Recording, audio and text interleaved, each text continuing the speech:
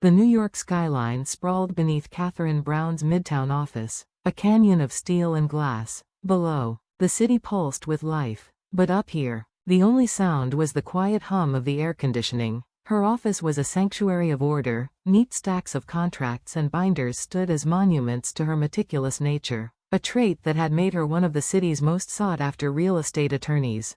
A soft knock preceded her secretary. "Jennifer, the final materials for tomorrow's meeting are ready." "Katherine." Katherine turned from the window, a practiced, gracious smile on her face. "Thank you, Jenny. I'm finishing up now. We have an early start."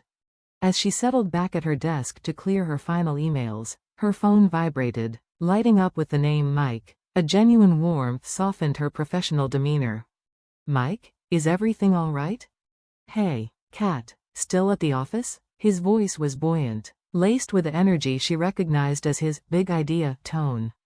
"Just about to walk out. What's going on?" "Nothing urgent. I just wanted to see you. Can I swing by on my way home?" She laughed softly. "Of course, but you'd better hurry, or I'll beat you there." After hanging up, she slid a few final documents into her leather briefcase. 5 years. It had been 5 years since that dinner party where Michael's easygoing charm had effortlessly breached her carefully constructed walls. He was a serial entrepreneur, a man who built tech ventures on instinct and charisma, a perfect, if sometimes frustrating, counterbalance to her own precise nature. "Tomorrow's the final dress fitting, right?" Jennifer asked, lingering by the door. "Are you nervous?" "A little," Katherine admitted, her smile returning, but more excited. The wedding was 2 weeks away, and every detail was impeccably managed, a testament to her control. Michael, for his part, had been happily oblivious to the minutiae of floral arrangements and seating charts, trusting her completely. "Whatever you decide is perfect, Kat," he'd always say.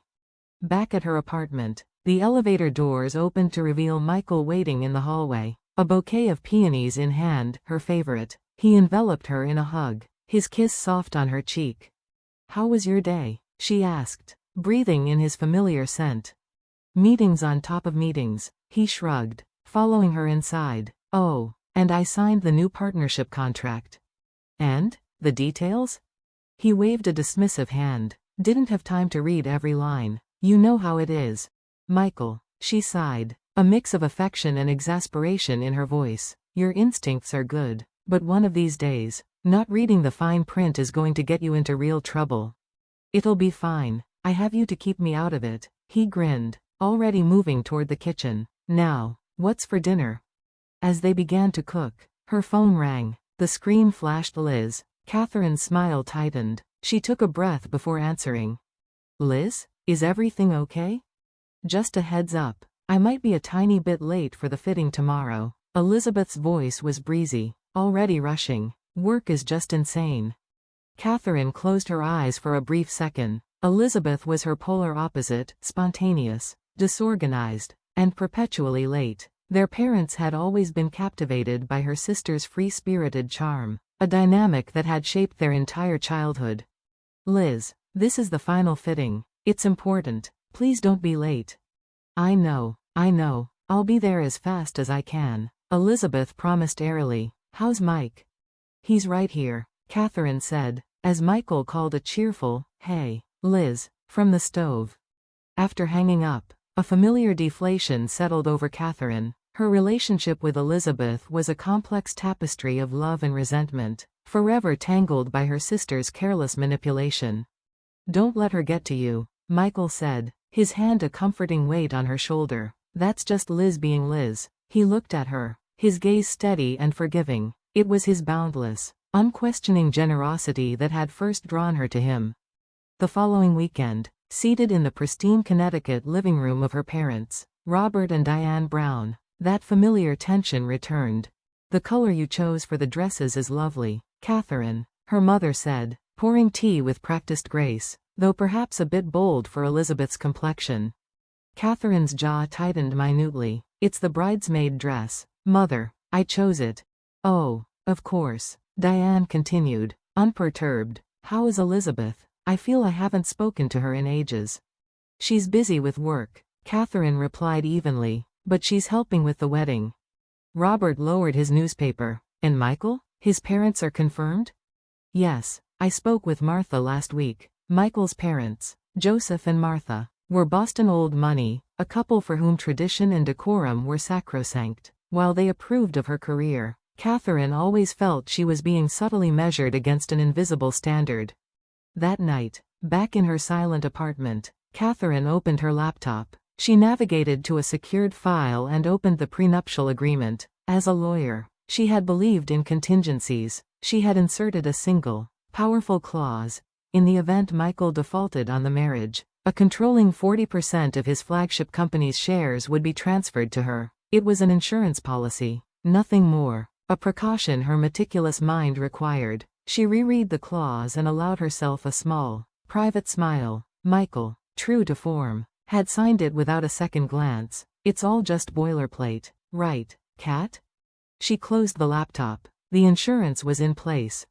On her wedding day, sunlight streamed into the bridal suite of a Manhattan luxury hotel, catching the dust motes dancing in the air. Katherine sat, a statue of calm, as a stylist secured the final pearl-encrusted pin in her intricate updo. Is Elizabeth here yet? Katherine asked Jennifer, her voice barely a whisper. Not yet, but she'll be here, Jennifer reassured her, though a flicker of concern crossed her own face. As the clock ticked relentlessly toward the ceremony, a quiet tension thickened the air. A hotel coordinator appeared at the door, her expression strained. Ms. Brown? A word? Katherine's composure cracked for a single, heart-stopping second. What is it? I'm so sorry, but the groom hasn't arrived. The ceremony is in 30 minutes. A cold dread trickled down her spine. That's not possible. She snatched her phone, her fingers trembling as she dialed Michael. The line rang. Once, twice, a tortuous rhythm that echoed the frantic beating of her heart. On the fifth ring, he answered. Hey, Kat. His voice was loud, buoyant, competing with a cacophony of laughter and the distinct strum of a ukulele. Michael, where are you? Everyone is waiting. A beat of silence. Then his tone shifted, becoming strangely light. About that, I'm in Hawaii. The world tilted. What? This isn't funny, Michael. It's not a joke. His voice turned cold, clear as ice. I'm here with Liz. Another pause, long enough for the betrayal to sink its claws deep. Your mom and dad are here, too. We're all celebrating. Katherine's legs gave way, and she caught herself on the back of a velvet chair. Put my mother on the phone, she demanded, her voice a strained wire. Katherine? Her mother's voice was infuriatingly calm. Mom, what is this? Explain this to me right now. Darling, sometimes these things happen, Diane said, her tone diplomatic and cold. Michael and Elizabeth, they just fit. You have to understand. She's better for him. The words were a physical blow. Dad? Katherine croaked. He's busy, dear. We're all having such a lovely time. In the background, she could hear her father's unmistakable laugh. The phone was handed back. Kat, listen, Michael said, as if proposing a new business deal. Let's just call the wedding off. Pretend it never happened. We're starting fresh out here. Then, Elizabeth's voice, bright and unapologetic, cut through the line. I'm sorry, Cathy, I really am, but this is real. You'll understand one day. Katherine ended the call. The room was utterly silent, frozen in a tableau of shock. Everyone out, she said, her voice dangerously quiet. Please, now. When the door clicked shut, the facade crumbled. She tore the wedding dress from her body, the delicate lace catching and tearing, a symbol of the perfect life she'd built, and they had shattered. Her movements were sharp, mechanical. She pulled on a simple black dress from her suitcase. Then, she opened her laptop. The screen glowed in the dim room. She found the file, the prenuptial agreement. The grief and shock began to harden, cooling into something formidable and sharp. Her lawyer's mind, her greatest weapon, re-engage. She picked up her phone, her hand now perfectly steady. Alex, she said, her voice devoid of all emotion. It's time. Activate the clause. The phone felt heavy in Katherine's hand. Joseph Wilson's voice, usually so measured, was thick with a shame that felt tangible over the miles. Katherine, he began, his tone solemn and deliberate. There are no words to express our disgrace. We raised him to be a man of honor. His actions are a betrayal of everything this family stands for. You aren't responsible for his choices, Joseph, Katherine replied, her voice quiet but firm. The kindness in his apology was a balm, but it couldn't heal the wound. We feel responsible nonetheless, he insisted, the remorse clear. Martha and I want you to know, we are on your side, completely.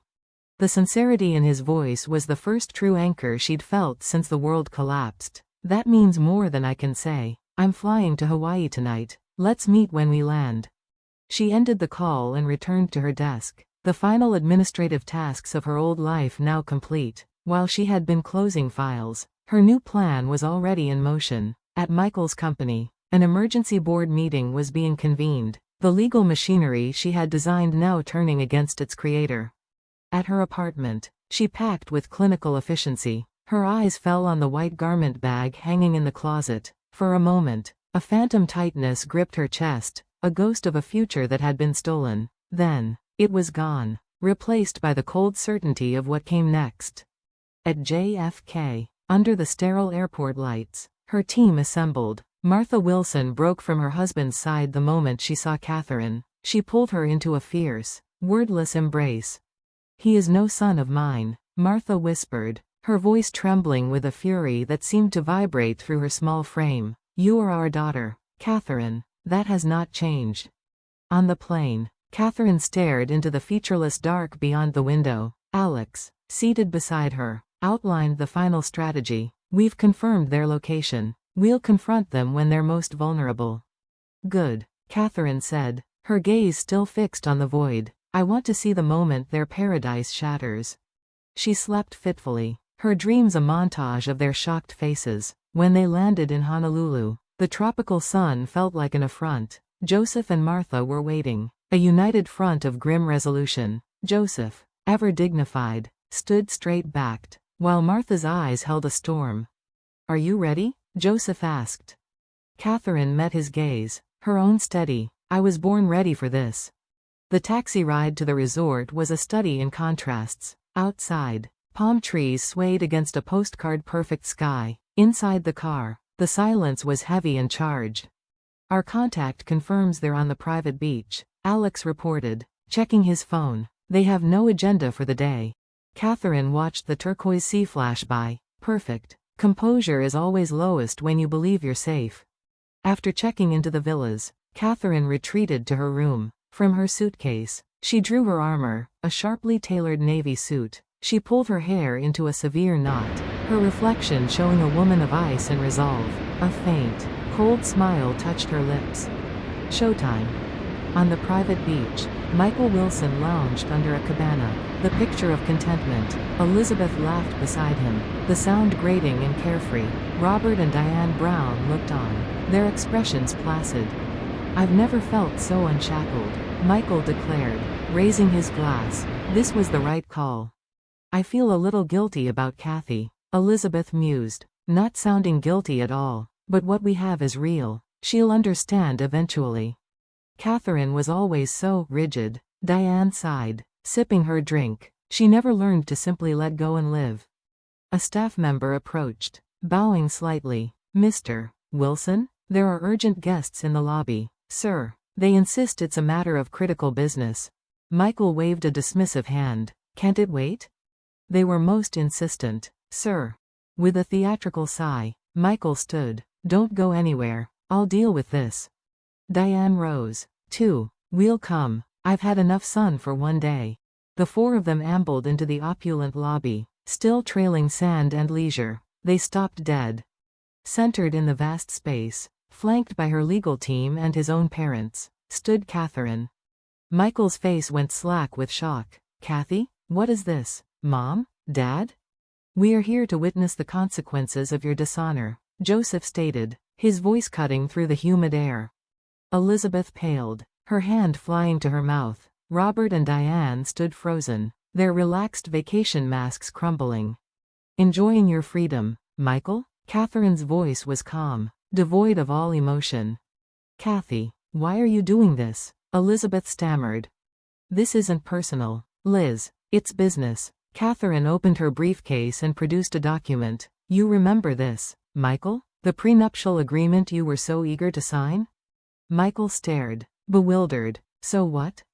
Page 17, Clause 4b, Alex interjected, stepping forward to point at the fine print. Michael's eyes scanned the text. Confusion morphed into dawning horror. This can't be real. You can't take 40% of my company.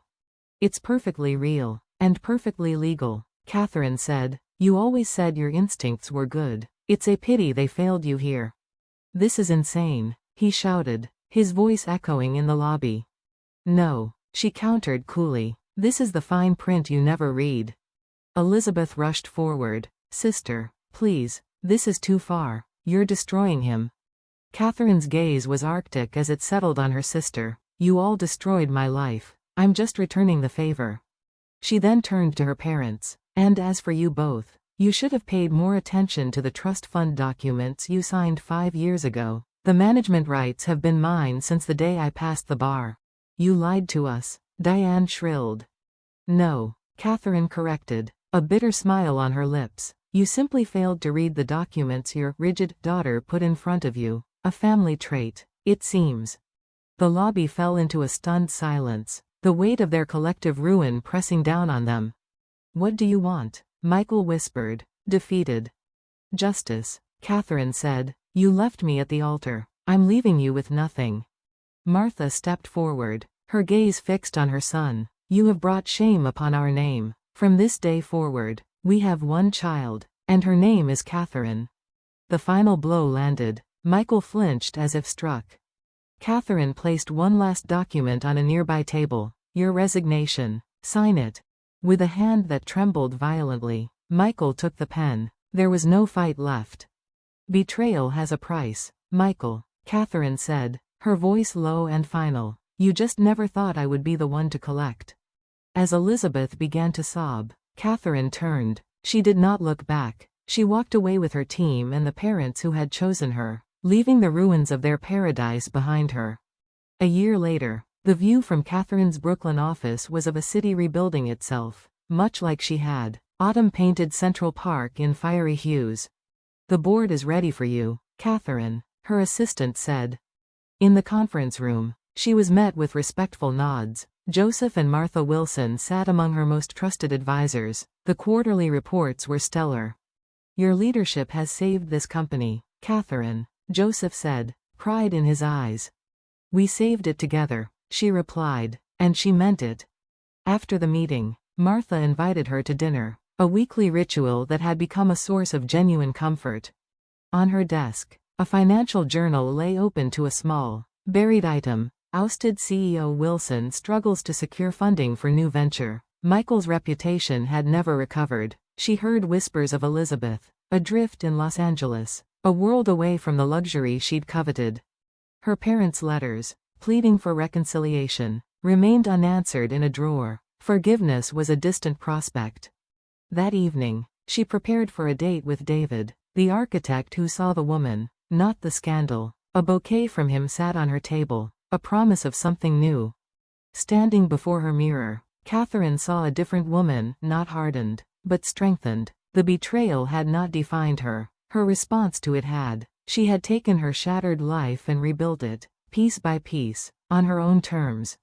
She took one last look at the glittering skyline, a tapestry of a million other stories. Then she closed the door, ready for the next chapter.